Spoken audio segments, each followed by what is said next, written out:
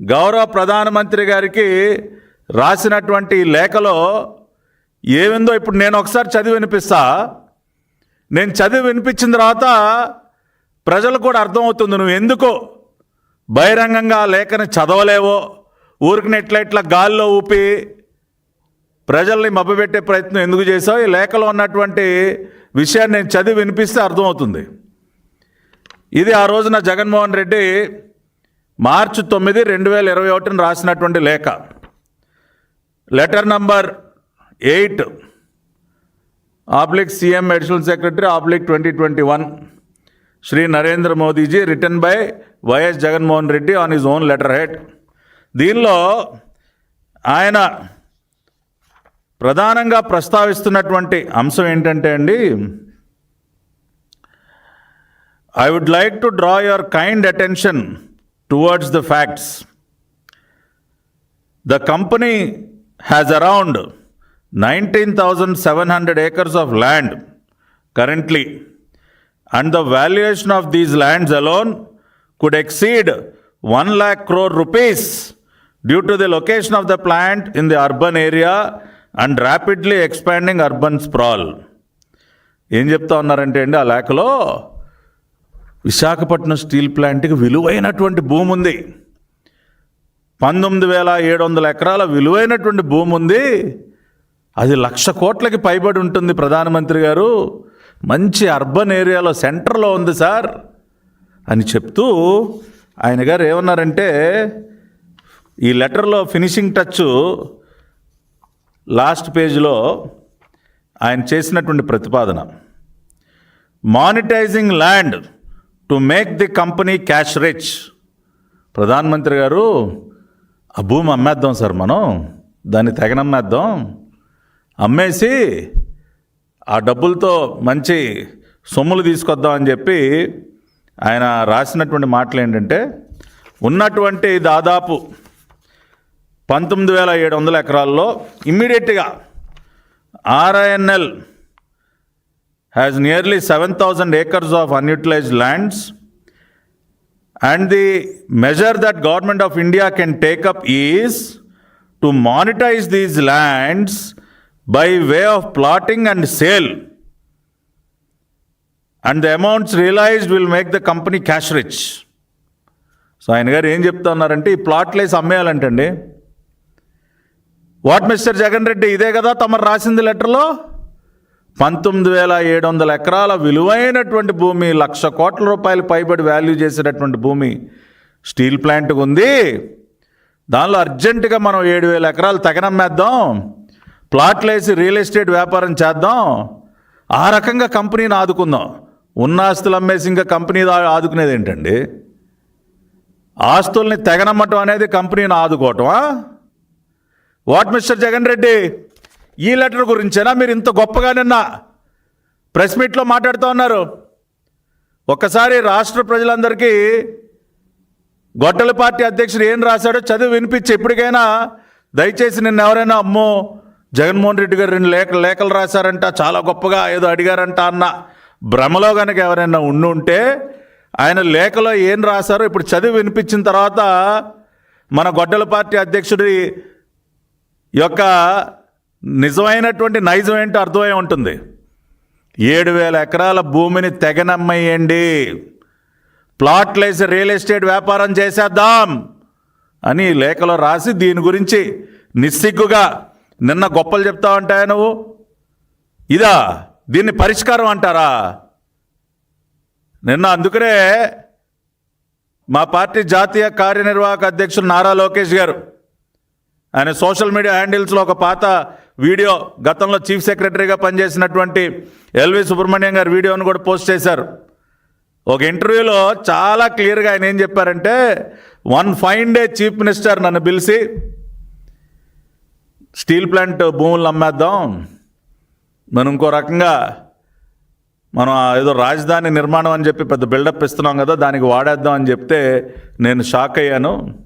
వద్దు సార్, అది కరెక్ట్ కాదండి, అట్లా ఆస్తులు అమ్మటం కరెక్ట్ కాదు అని నేను చెప్తే, అలవా నీకేం తెలుసు అని ఆయన గదవాయించాడని చెప్పి నిన్న ఎల్వి సుబ్రహ్మణ్యం గారి వీడియో ఇంటర్వ్యూలో చెప్పిన మాటలు పోస్ట్ చేస్తే, లేదు ఆయన తిట్టడం, బండబూతుల సుబ్రహ్మణ్యం గారిని తిట్టడం, పచ్చి అబద్ధాలు చెప్తా ఉన్నాడు ఆయన అని చెప్పి. మరి దీన్నేమంటారు సార్? ఇవాళ గొడ్డల పార్టీ తరఫున మాట్లాడేటటువంటి కొంతమంది పెయిడ్ ఆర్టిస్టులు ఎల్వి సుబ్రహ్మణ్యం గారు చెప్పిందంత పచ్చి అబద్ధం, అసలు మేము ఎప్పుడు అలా అనలేదని వాళ్ళు అంటున్నటువంటి వారు ఈ లేఖలో జగన్మోహన్ రెడ్డి గారు రాసినటువంటి రాతల గురించి ఏమంటారు? మీకు డే 1 నుంచి విశాఖపట్నం స్టీల్ ప్లాంట్ని కాపాడాలన్న ఆలోచన లేనే లేదు. దాన్ని ఎట్లా తగనమ్మేద్దాం, దాన్ని ఎట్లా మోతేద్దాం, దాని ద్వారా ఎలా మనం జేబులు నింపుకుందాం, ఏ రకమైనటువంటి వ్యాపారం చేద్దాం, ప్లాట్లు వేద్దామా, రియల్ ఎస్టేట్ వ్యాపారం చేద్దామా, ఈ ఆలోచన తప్పితే స్టీల్ ప్లాంట్ని కాపాడాలన్నటువంటి ఆలోచన మీకు 1% కూడా లేదు అని చెప్పటానికి, ప్రూవ్ చేయటానికి ఈ లేఖలో ఉన్నటువంటి ఈ రాతలకు మించి ఏమి సాక్ష్యాలు ఉంటాయండి? జగన్మోహన్ రెడ్డి స్వయంగా సంతకం పెట్టి రాసినటువంటి లెటర్ ఇది. ఆయనే చెప్పాడు ప్రధానమంత్రి గారికి నేను లేఖ రాశానని చెప్పి. కానీ లేఖలో ఉన్నటువంటి సారాంశం ఏంటి? భూములని తెగనమ్మడం. ఇది పాయింట్ నెంబర్ 1. రెండోది, అసలు నేను చాలా రకమైనటువంటి చర్యలు తీసుకున్నాను విశాఖపట్నం స్టీల్ ప్లాంట్ని కాపాడటం కోసం, బలోపేతం చేయటం కోసం. అసలు నేను పాటుపడినంత ఇంకెవడూ పాటుపడలేదని చెప్పి. ఇదిగోండి ఆయన హయాంలో వచ్చినటువంటి వార్తలు.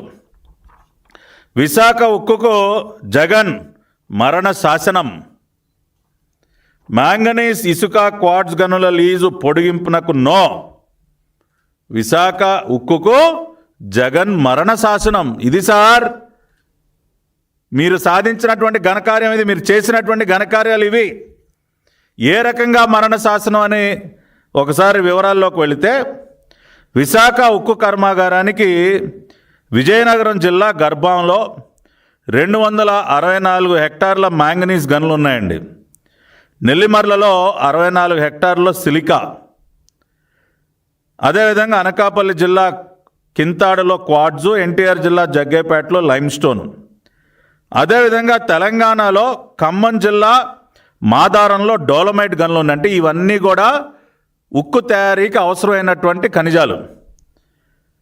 వీటికి సంబంధించి ఈ మ్యాంగనీజు, సిలికా వీటికి సంబంధించి గనుల యొక్క లీజ్ పీరియడ్ అయిపోయి, అయ్యా మాకు లీజ్ పీరియడ్ అయిపోయింది, తక్షణమే దాన్ని రెన్యూవల్ చేయండి, లేకపోతే మా కార్యకలాపాలకి అది ఆటంకం కలిగిస్తుందని పాపం విశాఖపట్నం స్టీల్ ప్లాంట్ ఆర్ఐఎన్ఎల్ అధికారులు నెత్తినోరు బాదుకుని ఎన్నిసార్లు అడిగినా సరే 2022తో లీజ్ కాలం అయిపోయింది. 2024 వరకు గొడ్డల పార్టీ అధ్యక్షుడు ఈ రాష్ట్రానికి ముఖ్యమంత్రి. 2 సంవత్సరాల పాటు దాని లీజు పొడిగించకుండా, ఎందుకు పొడిగించలేదంటే అది ప్రైవేట్లో వ్యాపారం చేసుకోవచ్చు కదా. స్టీల్ ప్లాంట్కి ఆ మ్యాంగనీస్ గనులు, సిలికా గనులు ఇస్తే వీళ్ళకి వచ్చే లాభం ఏముంది? అదే వాళ్ళకి లీజు పొడిగించకుండా మనమే వ్యాపారం చేసుకుంటే తాడేపల్లి కొంపకి ఫుల్గా క్యాష్ కదా. అందుకని 2 సంవత్సరాల పాటు ఆ లీజును పొడిగించకపోతే చంద్రబాబు నాయుడు గారు ముఖ్యమంత్రి అయిన తర్వాత, ఎన్డీఏ ప్రభుత్వం వచ్చిన తర్వాత ఆ మ్యాంగనీస్ గనుల యొక్క లీజుని పునరుద్ధరించి స్టీల్ ప్లాంట్ని కాపాడాం. పొరుగునున్నటువంటి తెలంగాణ రాష్ట్రం ఖమ్మం జిల్లాలో మాదారంలో డోలమైట్ గనుల లీజుని పాపం వాళ్ళ టైంకి ఎక్స్టెండ్ చేశారు. కానీ మన రాష్ట్రం ఆంధ్రప్రదేశ్ ప్రభుత్వం ఆనాడు 2 సంవత్సరాల పాటు విశాఖపట్నం స్టీల్ ప్లాంట్కి ఈ మ్యాంగనీస్ గనుల లీజుల్ని, సిలికా గనుల లీజుల్ని ఎక్స్టెండ్ చేయకుండా నానా తిప్పలు పెట్టి ఈరోజంట ఈయనేదో ఉద్ధరించాడంట. 1982లో మరి గర్భంలో 264 హెక్టార్లలో మ్యాంగనీస్ గనుల్ని 40 ఏళ్లకు లీజ్కి ఇస్తే 1982లో అది 2022 అయిపోయింది.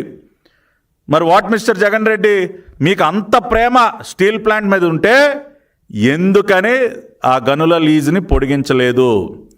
ఇదే విషయాన్ని మరి కార్మిక సంఘాల నాయకులు వెళ్ళి 2024 ఏప్రిల్లో ఆయన ఎన్నికల ప్రచారంలో ఉండగా వెళ్ళి అడిగారు, సార్ ఇట్లా ఉంది మీ దగ్గర, పొడిగించండి సార్ అని అడిగితే ఆయన చాలా అమాయకంగా, స్టీల్ ప్లాంట్లో ఐరన్ ఓర్ కదా వాడేది, మీకు మ్యాంగనీస్, సిలికా గురించి ఎందుకు, మర్చిపోండి దాన్ని.